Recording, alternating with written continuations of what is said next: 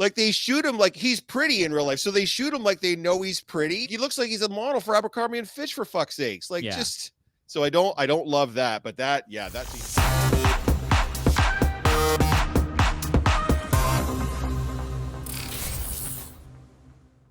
Welcome back to the Geeks & Company. My name's Megan, your resident editor. But today, I wanted to hop in front of the camera because it is March 8th, which is International Women's Day. I didn't really have something that I wanted to talk about for this until I was editing the second after show of Picard, and I saw the clip that I put at the beginning of this video of the guys and their opinion about how Jack is being shot in the new series. And the visceral reaction that I had to them saying that surprised me, but shouldn't have, because I have opinions and emotions about those sort of things. And I almost reacted by putting little annotation notes on the bottom of the screen before realizing that was a bad idea and would have no context in that video. So instead, we're getting this. So I'm going to be talking about a bone that I have to pick with media in general, but in this video specifically Star Trek, which is one small grievance that I have. We all know that Trek is an amazing show. They're very progressive in every iteration that they've had. It's amazingly written. It's one of my favorite series, definitely my favorite sci-fi series. But we're going to be putting that aside for today and focusing on this grievance, in which they are just as bad as every other media outlet out there. So, the guys were being annoyed that Jack was being shot pretty, and it makes him not as relatable to them as a character. It makes them not like him as much. I wonder how they would feel as women, because women are almost always shot pretty. Looking through Star Trek, there are so many examples. I'm gonna pull a few of them right now. So, 7 of 9. She's also in Picard right now. They've done a lot better with her, I would argue. One, that's because she's an established character and the actress is very outspoken about how much she did not like her corseted outfit from Voyager. But second, I would also argue that it's now because she's older. So therefore, it's not as important as for her to be pretty. She can be a more well-rounded character because she's no longer in her 20s. So that's fun.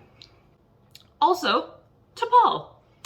Whenever we see her skin-tight suits, it was something that they did in general on Enterprise, where they had like the decontamination bays and just having characters strip down to undergarments and rub lotion all over each other for some reason. But outside of that, she's clearly there to be the eye candy of the show, which, just great. And then if you look into all of the women from the original series that would always get their close-up shots just looking like they were shot through fogged glass, that way they're more filtered, they're pretty, they're soft, they look feminine.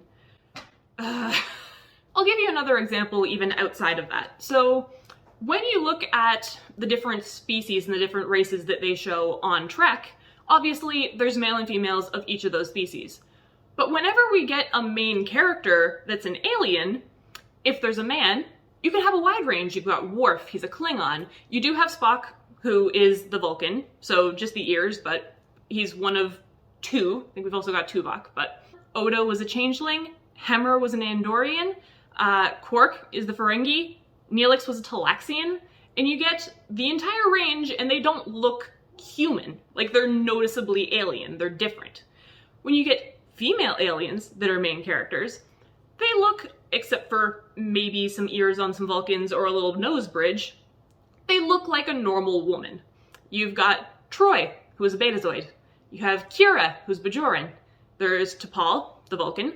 7 of 9, who's a Borg, who all of her implants were able to come out, except for just a nice little framing piece around her eye. Everything else is smooth and pretty again.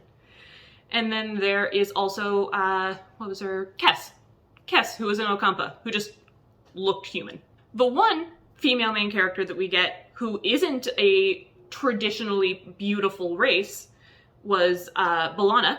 She was half Klingon. But of course, since she's only half Klingon, we only need to have the brow ridges. She can still look human through the rest of her features. Oh, and through the series, as she becomes a love interest, they tone back on her prosthetic and the ridges aren't as prominent. They're softer, they're prettier, because now she needs to be acceptable and she needs to be aesthetically pleasing because she's in love with a male main character.